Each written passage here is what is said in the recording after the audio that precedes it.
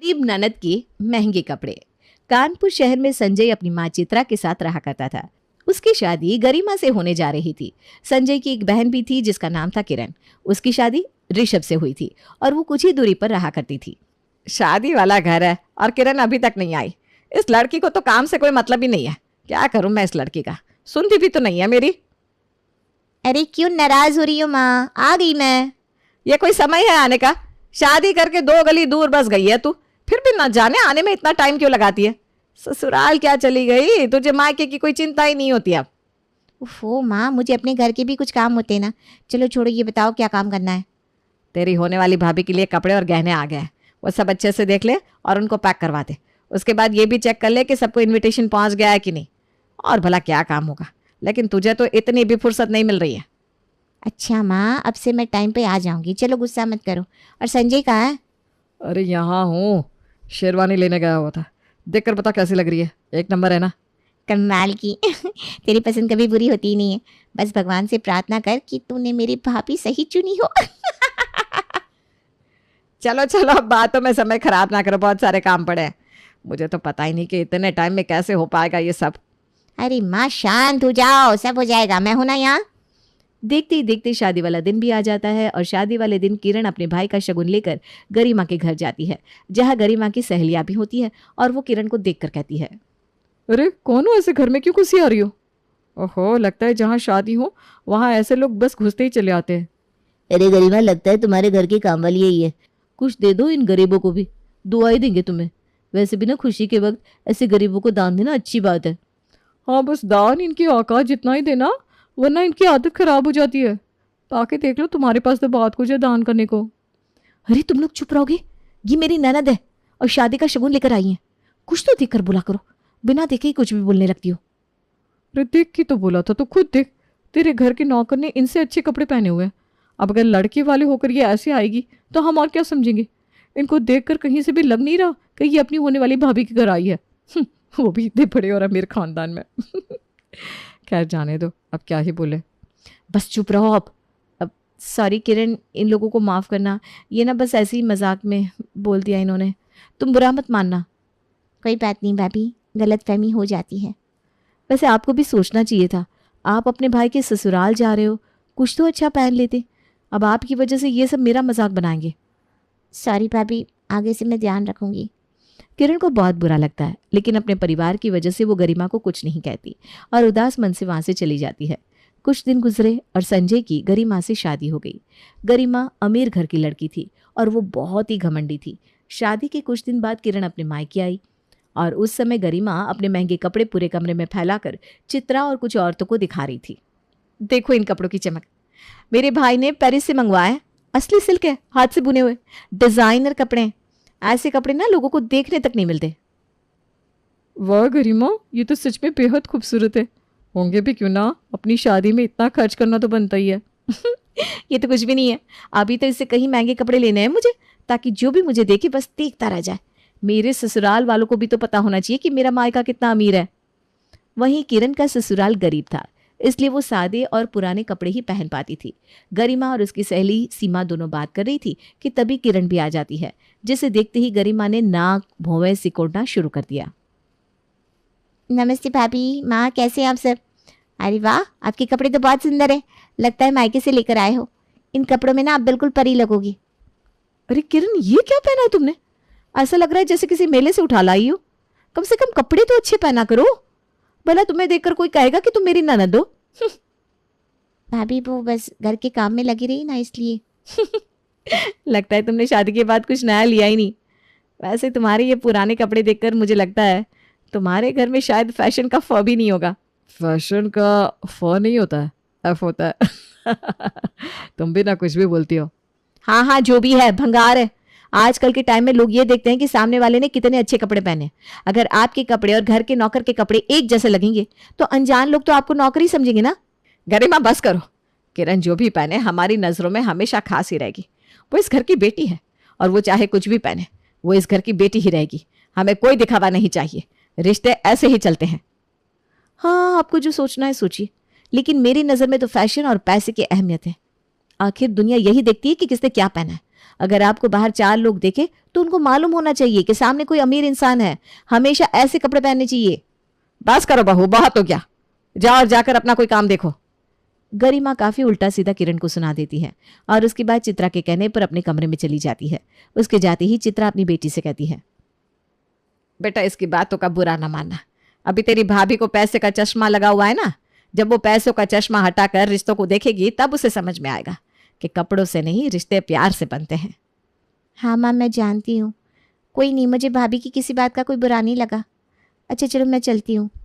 किरण उदास मन से अपने भाई के घर से निकल जाती है। उसे गरिमा की बातें चुभ गई, लेकिन उसने कुछ नहीं कहा। कुछ दिनों बाद गरिमा अपने भाई की शादी का इनविटेशन देने किरण के घर पहुंचती है। लो किरण, मेरे भाई की शादी का कार्ड। मेरी ननद हो तुम, इसलिए इस बार कुछ अच्छा पहन कर आना, मेरी इज्जत का सवाल है। अपने भाई की शादी की तरह सन 17 का लहंगा ना पहन लेना। हमारी बिरादरी में लोग बहुत ध्यान देते हैं किसने क्या पहना है। अपने मायके की इज्जत अब तुम्हारे हाथों में है। हाँ हाँ भाभी, मैं कोशिश करूँगी, आप चिंता मत करो। मैं आपकी इज्जत कम नहीं होने दूंगी। और ये क्या पहना है? अरे किरण, घर में हो इसका मतलब ये थोड़ी ना है कि काम वाली बनकर रहोगी। तुम्हारे कपड़े देखकर कोई सोच भी नहीं सकता कि तुम हमारी फैमिली से हो। थोड़े तो अच्छे कपड़े पहना करो। आप फिक्र न करो भाभी, मैं अच्छे कपड़े पहन कर ही आऊँगी। मेरी मानो तो कोई अच्छे डिजाइनर कपड़े ले लो। और हाँ, अगर फिर भी तुम्हें अच्छे कपड़े ना मिले तो शादी में मत आना। कोई बहाना लगा देना सासू माँ और अपने भाई को। मेरा फर्ज था कार्ड देना। अब तुम्हारे हाथ में है कि 4 लोग तुम्हारी माँ और भाई का मजाक ना उड़ाए। मैं समझ गई भाभी, आप चिंता ना करो। गरिमा तो ये बोलकर चली गई क्योंकि उसे पता ही नहीं था कि गरीबी क्या चीज होती है। लेकिन किरण सोच में पड़ गई। तभी उसकी पड़ोसन वहां आई। क्या बात है, इतनी परेशान क्यों हो? अभी अभी तुम्हारी भाभी आई थी ना, क्या हुआ? मायके में सब ठीक तो है? हाँ, मायके में तो सब ठीक है। भाभी यहाँ अपने भाई की शादी का कार्ड देने आई थी और शादी में महंगे कपड़े पहनने को कहा है। मैं भला कहाँ से लाऊं महंगे कपड़े? कमाई 50 पैसा नहीं और खर्चा 1 रुपया कहाँ से करूं? बस इसी सोच में हूँ। और लहंगा तो सुना है मैंने बहुत महंगा आता है। भला इतने पैसे कहाँ से आएंगे? अरे इतनी सी बात, तुम कपड़े रेंट पर ले लो। यहाँ पास में एक दुकान है, अच्छे ब्रांड के कपड़े मिलते हैं और वो कपड़े ना बहुत सस्ते होते हैं। तुम शादी में पहनकर वापस कर देना और 1 दिन का कपड़े का किराया दे देना। सच में?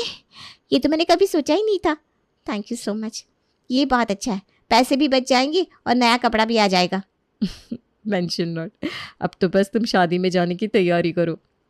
किरण ने मीना के सुझाव पर अमल करते हुए रेंट पर एक बेहद खूबसूरत और महंगा लहंगा लिया।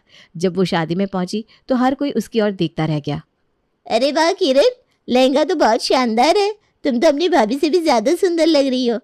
तुमने तो आज की पार्टी में 4 चांद लगा दिए। ननद हो तो ऐसी, सबकी निगाह तुम पर है। अरे नहीं आंटी जी, मेरी भाभी ज्यादा सुंदर है। मैं कहाँ उनकी बराबरी करूंगी। सच में गरिमा की ननद तो परी लग रही है। आज तो गरिमा को भी फेल कर दिया। उसकी ननद के आगे तो गरिमा का लहंगा फीका लग रहा है। गरिमा किरण की तारीफ होते देखकर जलन से भर गई। ये कैसे हो सकता है? ये किरण इतनी महंगी और सुंदर ड्रेस कैसे पहन सकती है? कल तक तो ये नौकरों वाले कपड़े पहना करती थी। अचानक से इसके पास इतने पैसे आ गए कि इसने इतनी अच्छी ड्रेस ले ली। हेलो भाभी, कैसी हैं आप? वैसे आप ना आज बिल्कुल परी लग रही हो। किरण, ये कपड़े तुम्हारे नहीं हो सकते। तुम तो हमेशा गंदे पुराने कपड़े पहनती हो। ये जरूर तुमने किसी से मांगे होंगे, है ना? तभी मैं सोचूं आखिर तुम्हारे पास इतने पैसे आए कहाँ से? नहीं भाभी, ये मेरे ही कपड़े हैं। झूठ मत बोलो, सबको पता है तुम ऐसे कपड़े नहीं खरीद सकती। ये तुम्हारी औकात से बाहर है। गरिमा, ऐसा मत कहो। हो सकता है किरण ने बचत करके खास मौके के लिए ये कपड़े लिए हो। अरे मैं जानती हूँ, ये जरूर उधार के कपड़े होंगे। गरिमा जलती रहती है, लेकिन शादी के बाद भी किरण के लहंगे की तारीफों का सिलसिला नहीं रुका। अगली सुबह एक औरत किरण के घर पहुंची। किरण, तुम्हारा लहंगा कमाल का था, मुझे 1 दिन के लिए दे दो ना, मुझे एक शादी में जाना है। नहीं नहीं, वो नहीं दे सकती मैं। क्यों? मैं तो बस 1 दिन के लिए मांग रही हूँ। वो बस मैं नहीं दे सकती। अच्छा, समझ गई। शायद तुम्हें पैसे की चिंता हो रही है। मैं किराया देने को तैयार हूँ, जो तुम कहो। किरण 1 मिनट के लिए सोच में पड़ गई, लेकिन उसे यह सौदा अच्छा लगा। ठीक है, अगर आप किराया दे सकती है तो ले जाइए। वो औरत खुशी खुशी लहंगा ले गई। तभी उसका पति ऋषभ बोला, किरण, ये तो बहुत अच्छा बिजनेस का आइडिया है। तुम कपड़े किराए पर देकर अच्छा खासा पैसा कमा सकती हो। इससे तुम्हारी आमदनी भी बन जाएगी। हाँ, शायद आप सही कह रहे हो। इस काम से न सिर्फ मैं आत्मनिर्भर बनूंगी, बल्कि दूसरे लोगों की मदद भी कर पाऊंगी। किरण को ऋषभ का आइडिया पसंद आया और उसने कपड़े किराए पर लेकर उन्हें थोड़े से ज्यादा पैसों में आगे किराए पर देने का काम शुरू कर दिया।